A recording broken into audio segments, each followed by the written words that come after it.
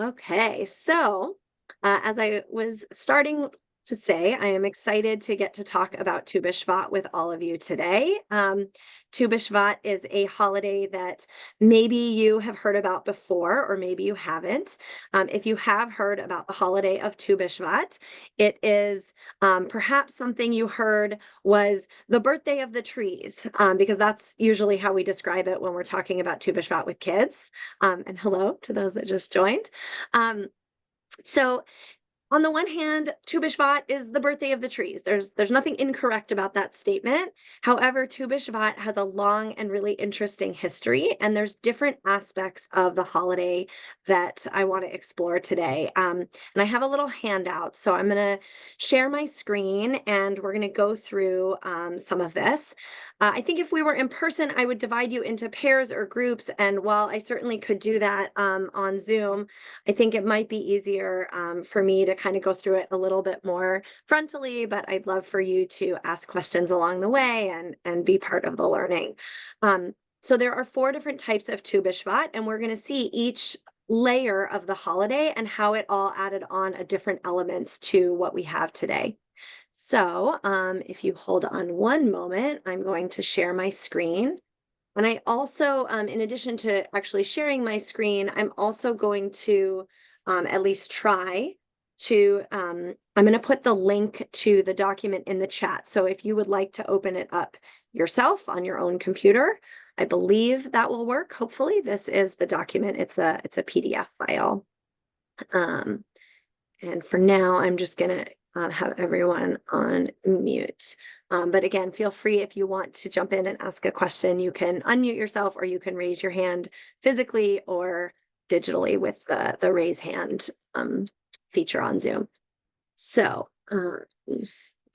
just a moment, so I can, always takes me a minute to get things loaded properly. Hold on.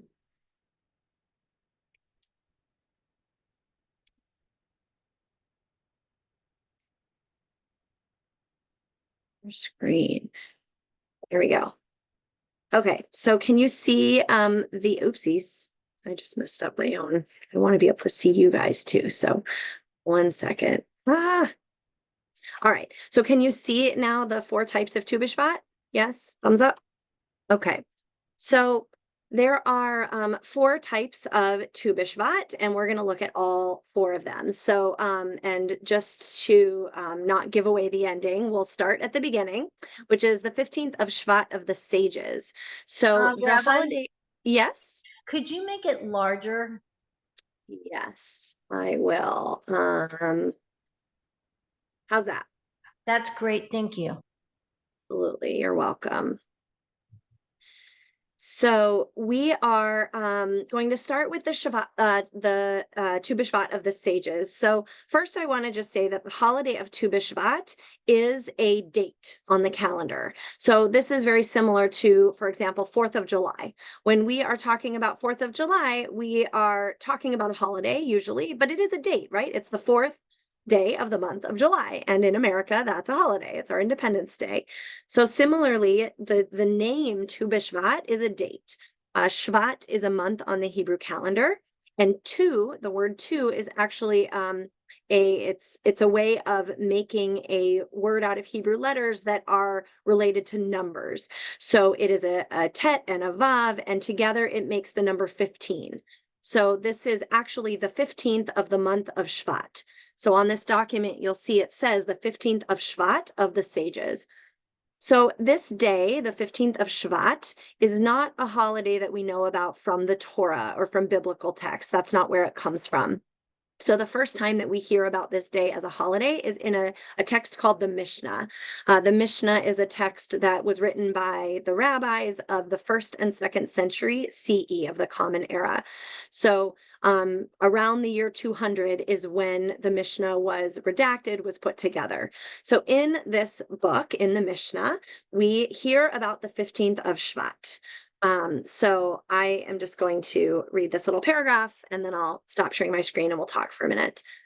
So the emphasis of the 15th of Shvat in the Mishnah, in this text that I already told you about, or the first of Shvat, according to the house of Shammai. So already from the beginning, there's a debate about this holiday and whether it should be on the first of the month or the 15th of the month. But either way, the focus is on social tikkun olam. Tikkun olam, you've probably heard before, this idea of repairing the world, perfecting the world. And in the Mishnah, they talk about that there exists a fundamental injustice, which indeed has no complete solution. And that injustice is found in the book of Deuteronomy, chapter 15. It says, the poor shall never cease out of the land. It means no matter how hard we try, there will always be some poor people in the world. That we would love it if there was never any poor person ever again, but kind of the reality of the world is that there are people who are impoverished. And so the sages say, how can we help address this problem? What is the tikkun? What is the fix for this enduring problem? And this tikkun olam, the possibility of it is created by the rabbis. So the sages of the Mishnah suggest effecting this tikkun, making this fix, through the imposition of taxes in the form of tithes, in Hebrew trumot, which are free will offerings. And also there's some other types of ways that people would have to contribute toward those who are impoverished. So one of these are different forms. So there's tithes, there's trumot, which are these free will offerings. There's corner gleanings, which means if you have a field, you leave the corners of the field for the poor people to come and pick the fruit. And it says here, and the like, and a few other ways of sort of giving to the poor. So the 15th of Shvat is one of the most important days for reminding society to take a frank reckoning of itself. On this day, all who have gardens are supposed to go down to their garden to count up all the fruits and profits that were gathered in the course of the year, and to reserve the required portion for the benefit of those who have neither garden nor fruit to eat from it. The sudden appearance of the idea of a new year for the tithing of trees on the Mishnaic landscape is sufficient in itself to teach about the social revolution that the sages of the Mishnah effect through their relationship to the priestly monarchic conception of tithes and trumot.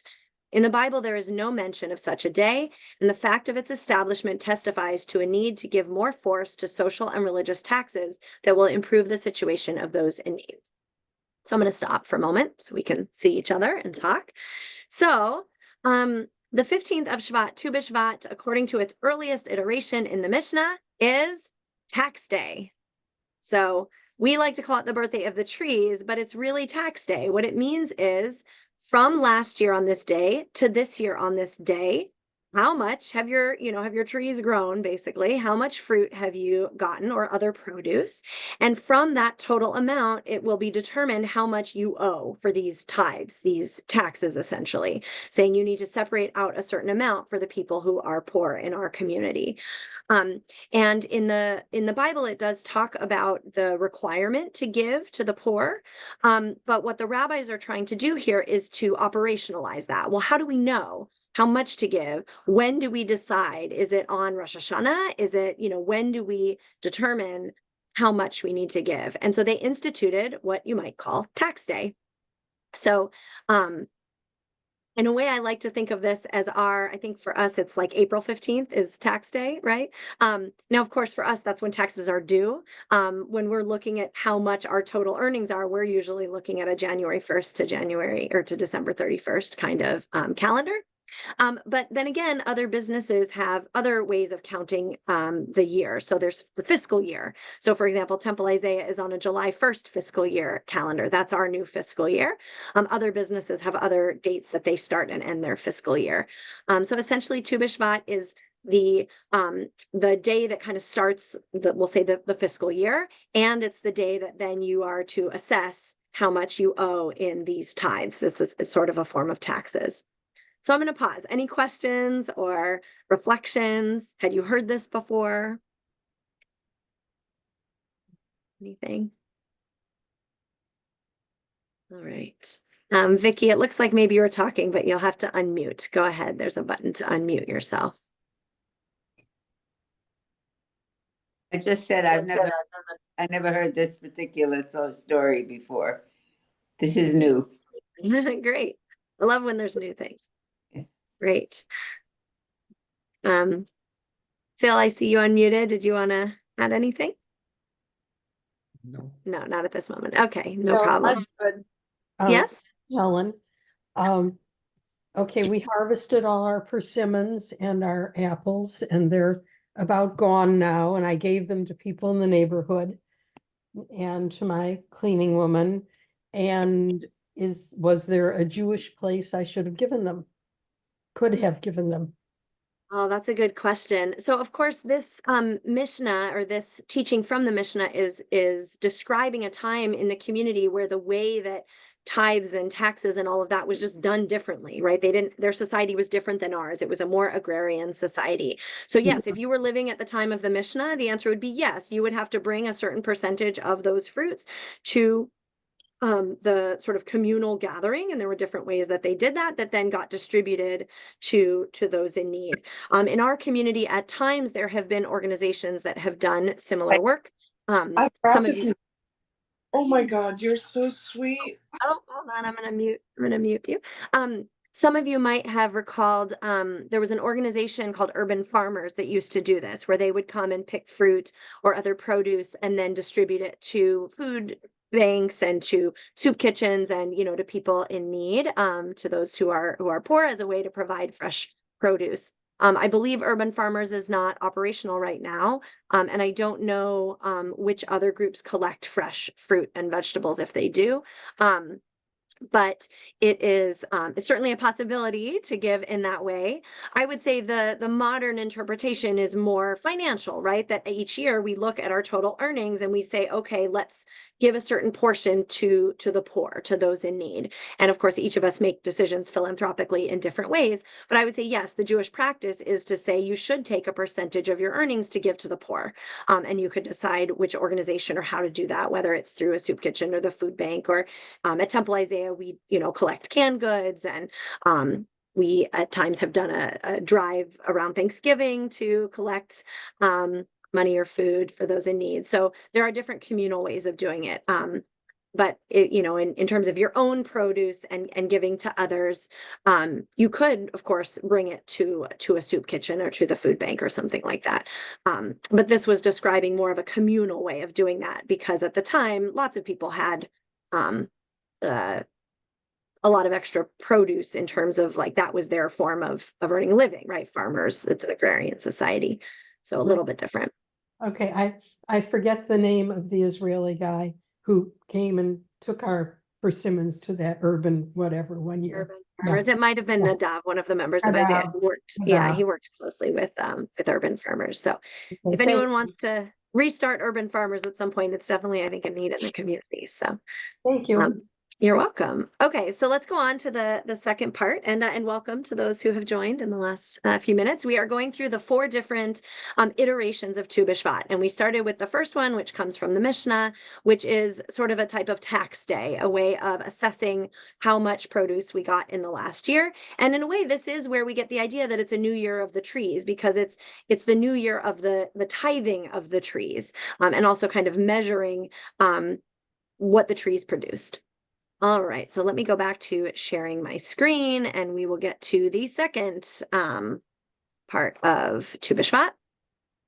Okay, hopefully everybody can see here.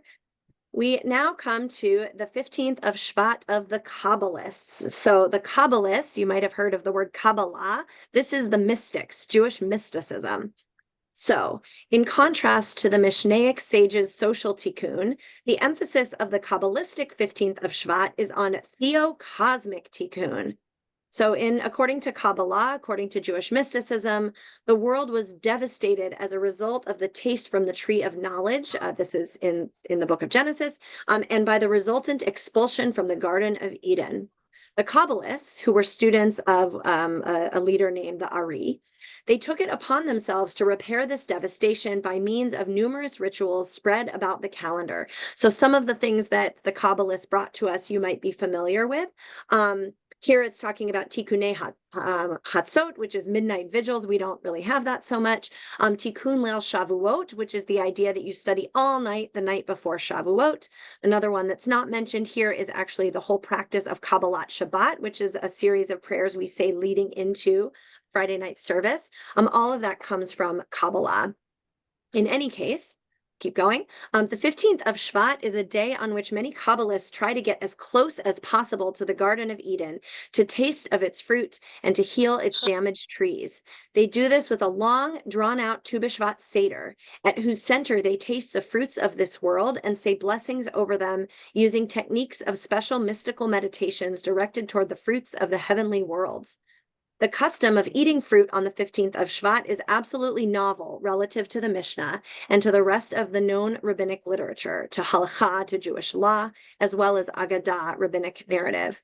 The Tu B'Shvat Seder, with its extended ritual of mystical meditations, is an absolute innovation relative not only to rabbinic Judaism, but also relative to earlier Kabbalah. Neither the Zohar nor any of the Kabbalah prior to the Ari, this particular teacher, relates at all to the 15th of Shvat. So I'll stop sharing and I'll try to unpack a little bit of that. So first of all, just in terms of time periods that we're looking at, the Ari who was mentioned a few times is a person named Isaac Luria, Rabbi Isaac Luria. And he lived at the end of the 16th century. So here we're kind of in the 1500s. So the time of the Mishnah I mentioned was finished in the year around 200. So this is now 1400 years later, 1300 years later. So for a very, very long time, Tu B'Shvat existed as back to like tax day, that day that you just assess what your earnings are, how much fruit you have, and to give a tithe to the poor. Here come the Kabbalists in the 16th, 17th century, and the students of the Ari, of Isaac Luria, developed a Tu B'Shvat Seder. So how many of you have ever been to a Tu B'Shvat Seder? By kind of a show of hands. I guess I can't see all of you, but have any of you ever been to a Tu B'Shvat Seder? Maybe one or two of you?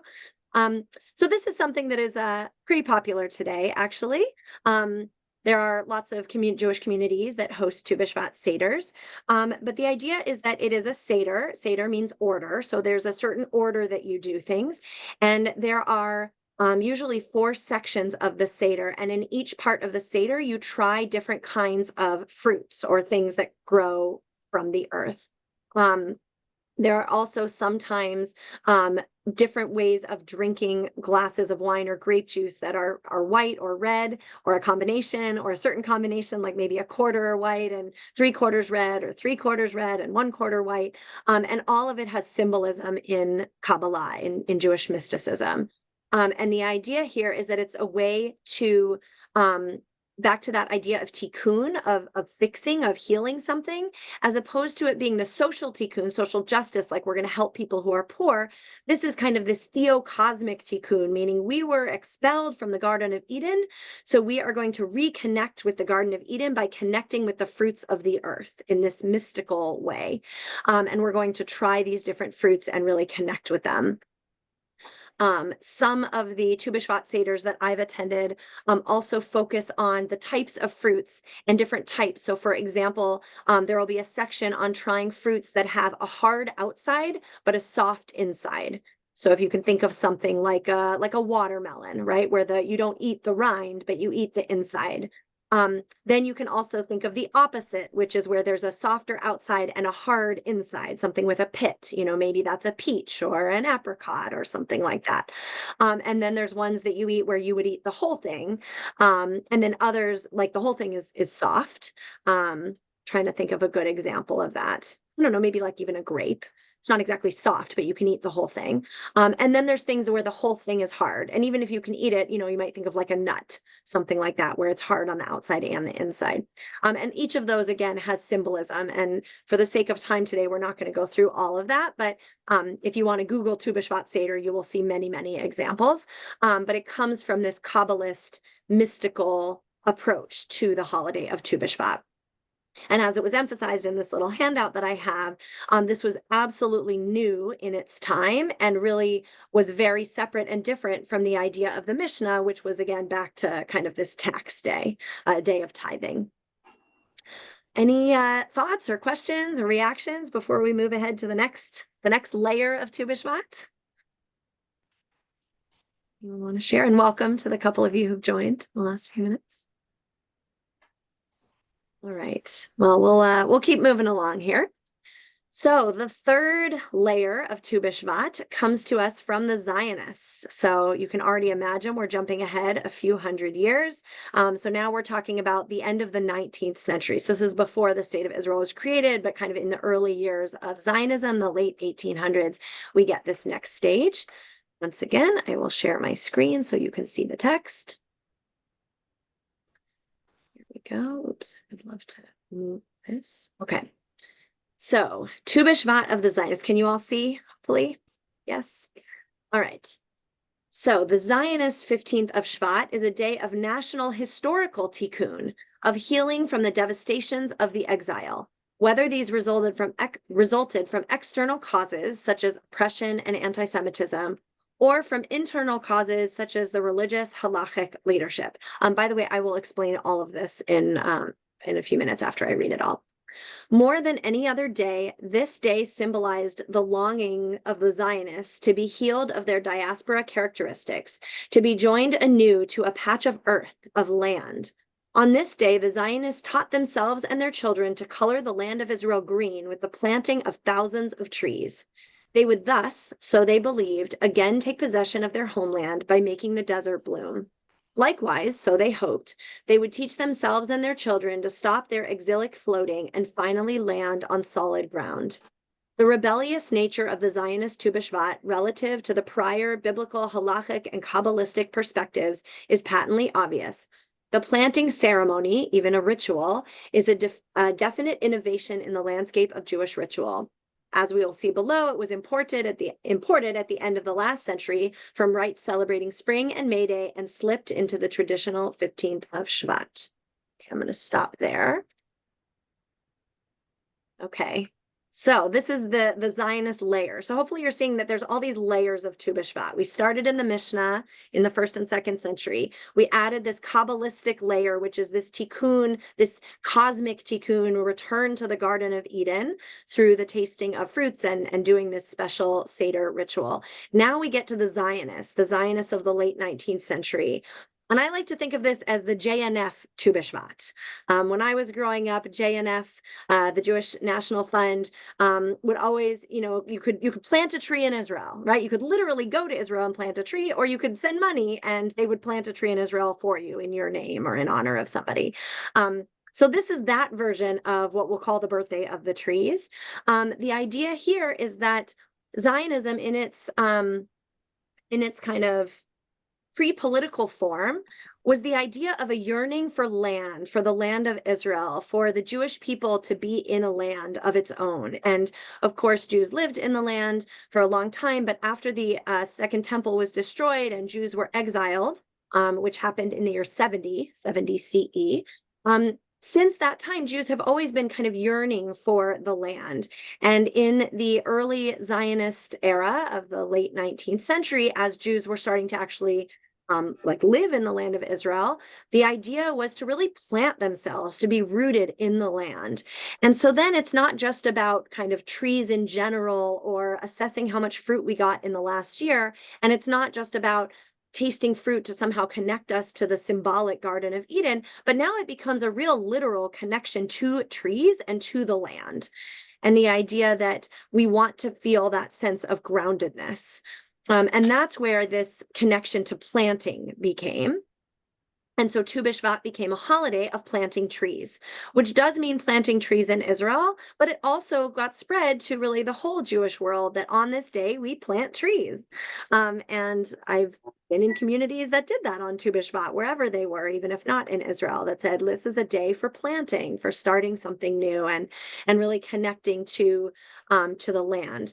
But through this Zionist lens, it's really about connecting to our particular land and feeling that sense of rootedness and connectedness. And as the saying goes, to make the desert bloom. Thoughts about this, reactions? Is this an element of Tu B'Shvat that you kind of knew about or felt connected to? Curious. I'm seeing a few head nods. Any questions at this point? That's what I always thought it was, not the other things. It was the trees and the land of Israel and kind of planting trees in Israel. Yeah. Yeah, definitely. And it is, it's one of the layers. It kind of got added to this day. Now, again, the date comes from the Mishnah, but then this idea of the sort of tithing of the trees, it kind of makes sense. Well, let's plant some new trees. And then it will evolve from there. Absolutely.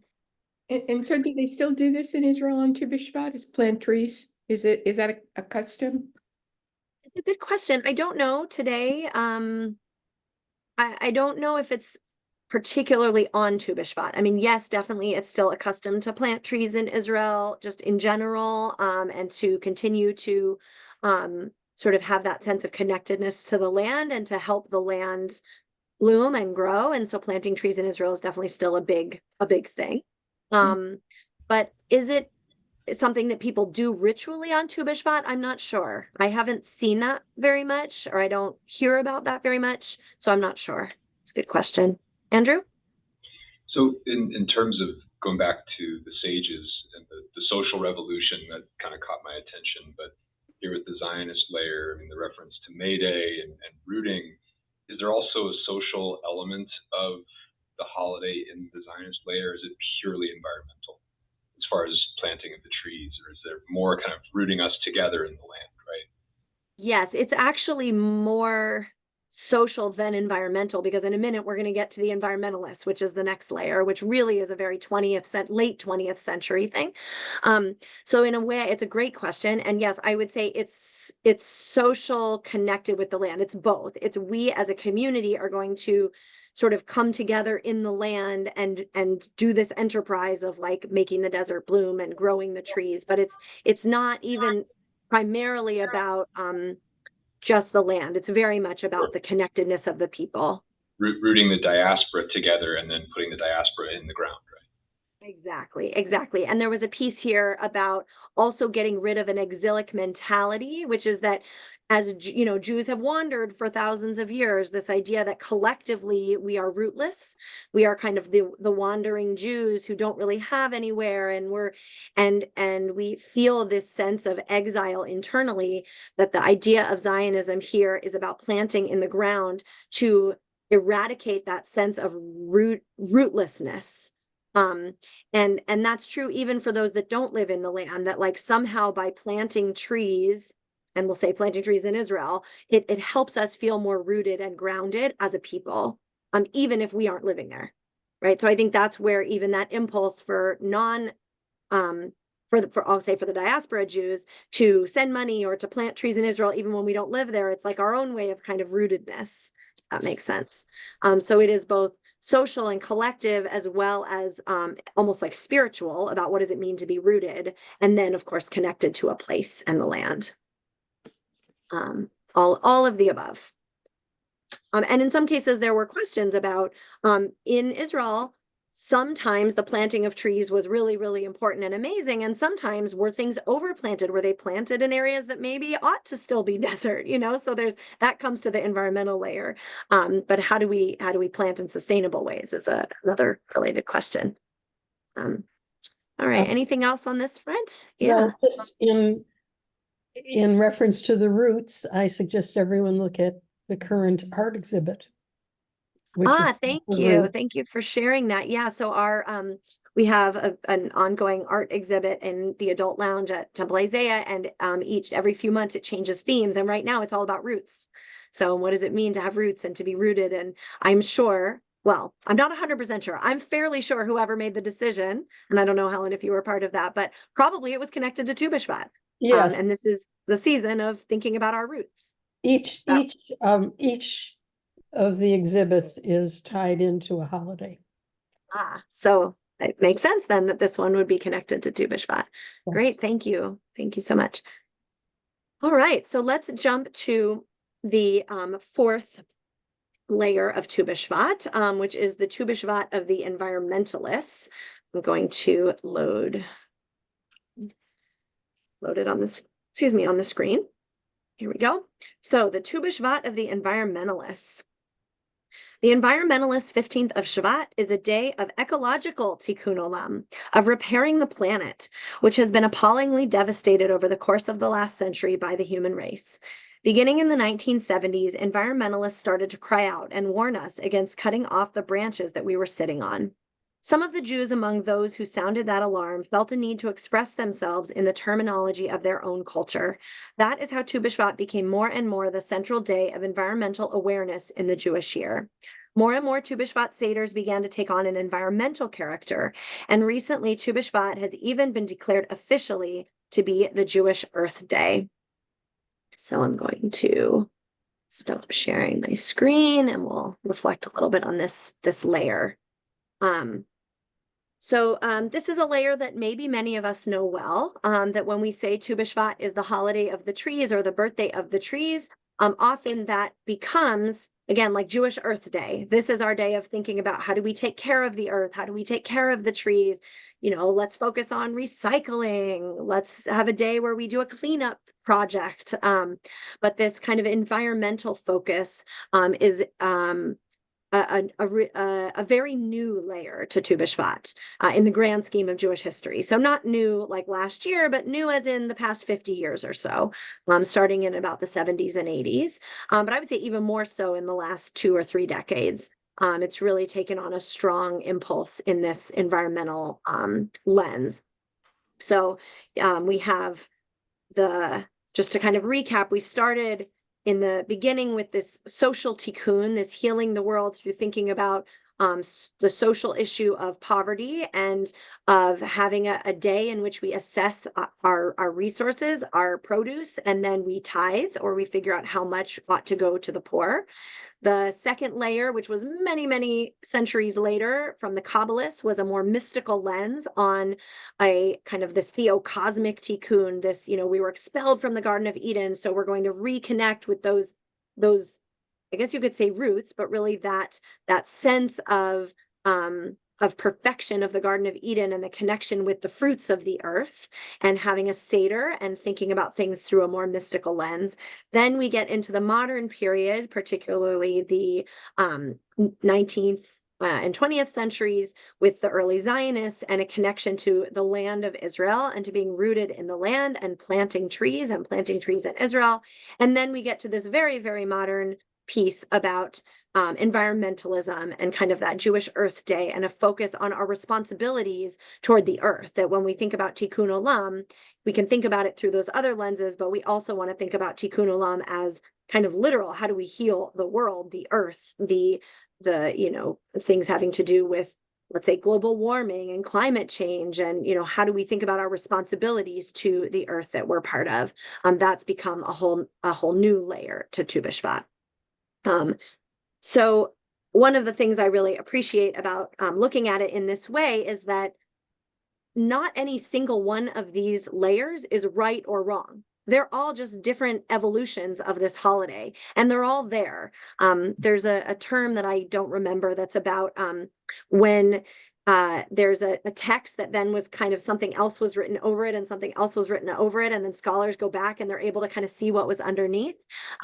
That's kind of what this holiday is like. And for those of you that were with me for the Lunch and Learn on Hanukkah, Hanukkah is the same thing. There's many layers of Hanukkah. But it's the same with Tu B'Shvat, that each layer exists kind of independently, but they all get kind of built together. Yes, that's the right word, Andrew, a palimpsest. It's exactly the word. So Tu B'Shvat is an excellent one of those because they're all there and kind of living together.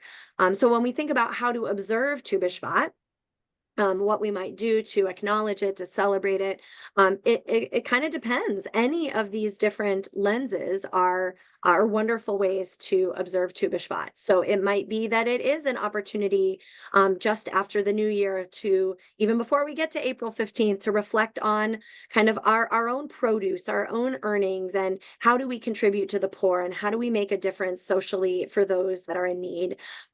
Or as Helen was talking about, literally with some of the produce from our own yards. There's the layer of the Tu B'Shvat Seder. I would definitely encourage you to have a Tu B'Shvat Seder if you want. I don't think we're offering one at Temple Isaiah this year, although we have at times in the past. But it's an easy thing to even just do at home with family or with friends. You can Google it. There's tons of examples of Tu B'Shvat Seders online. Or if not a Seder, then even just the idea of tasting fruits, maybe tasting new fruits, which we also do at Rosh Hashanah. But just that idea of connecting to the fruits of the earth in kind of that spiritual, mystical way. You can absolutely observe Tu B'Shvat in that Zionist lens in terms of thinking about our connection to the land. Obviously, things are very hard in Israel right now, but how do we think about that relationship that we are in, and how do we be supportive of our Jewish roots in the land? And then that last layer of the environmental lens of thinking about what are the practices in our daily lives that impact the earth? What are ways that we might think differently about some of our actions? Maybe there's something we want to actually do on the day of Tu B'Shvat that helps to benefit the earth. And going back to the Zionist and kind of planting approach, some people do like to plant things on Tu B'Shvat. That depends a lot on where you live.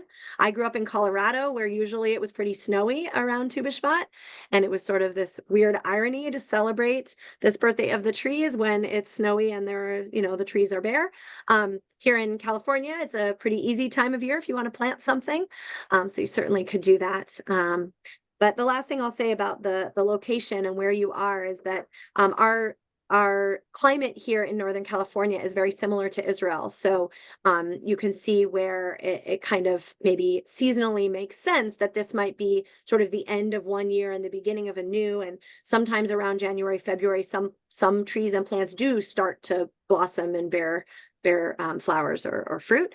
But even if you're in a place that is not like that, where all the trees are bare and it's snowy or it's super cold, I like to think sort of another spiritual layer of Tu B'Shvat that I sometimes think about is that all the more so in the time when the trees are their most bare, do we kind of look to that potential for growth, that we know something new is coming, right? And when we talk about the new year of the trees, or this new growth in the new year, that we always look for that opportunity for growth, and that even when you can't see this little sprouts, like we know they're coming, right? So there's a connection to Tu B'Shvat also, I think, that's about hopefulness for the new year. So of course, it's not the new year like Rosh Hashanah New Year, it's a different type of new year, but kind of that new year of the earth and environmentally, and of produce and growth. So that's another way of thinking about Tu B'Shvat. All right, I'm going to pause. I would love to hear any questions or thoughts or ways that maybe that you've either connected with Tu B'Shvat or thought about Tu B'Shvat or would like to celebrate Tu B'Shvat. Yes, Phil. Yeah, very enlightening, because growing up, it was just trees in Israel. There was no real explanation as a kid. So what you've talked about today really enlightened me. Thank you. You're welcome. You're welcome. Other questions or comments, ways you've celebrated Tu B'Shvat? Kendra. Just an appreciation for the way this holiday has evolved, the way we evolve as human beings, and as we grow, the lenses that we see this holiday through change and are really relevant, especially with the climate crisis and just the care of the environment. So I really appreciate that. And I especially am drawn to the Kabbalistic approach to Tu B'Shvat, and feeling as if we are the seed, we are the tree, we're part of the earth. And so eating from different plants and talking about the qualities of that plant or that fruit and how that relates to our qualities as humans. I just think it feels kind of, it's like spiritual and romantic and meaningful in that way. And then there's this like very solid meaning about the tithing and just taking account of what you have and what you can share.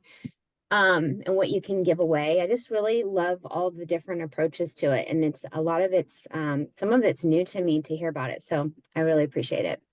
Thanks. Great. Thank you. I appreciate that. When you were talking, one of the things that kind of came to my mind is you used the word evolution, which is right, like this evolution of the holiday.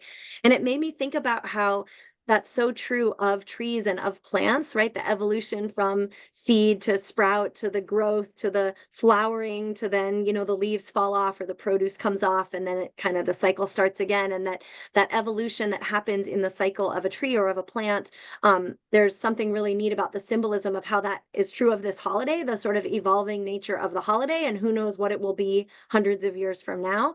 But then, of course, that also is very parallel to us and our lives, and from that spiritual sense, sense of we also evolve and we go through different stages of our lives and ways in which we are different and we kind of evolve to a new stage. So I think all of those things are really connected as well. Thank you. Heidi.